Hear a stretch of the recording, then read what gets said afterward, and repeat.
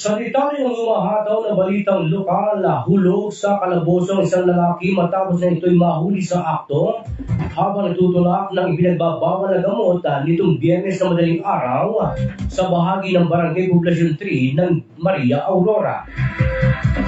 Ayon kay Police Major Ferdinand B. Usita, Chief of Police ng Maria Aurora PNP, ang 32 anyos na suspect na kinilala sa alias na Arnold,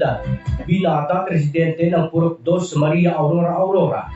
ay naresto sa pamamagitan ng drug bypass operation na ikinasa ng mga kagawad ng pulisya mula sa Maria Aurora MPS at Provincial Drug Enforcement Unit o PDEU ng Aurora Police Provincial Office.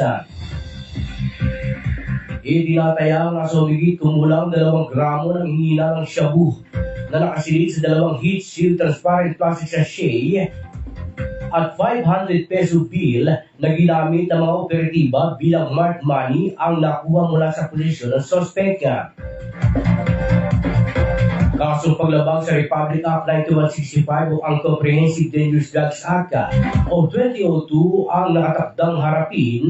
ni alias Arnold na ngayon ay kasalukuyan nakapiit sa municipal jail ng naturang bayan.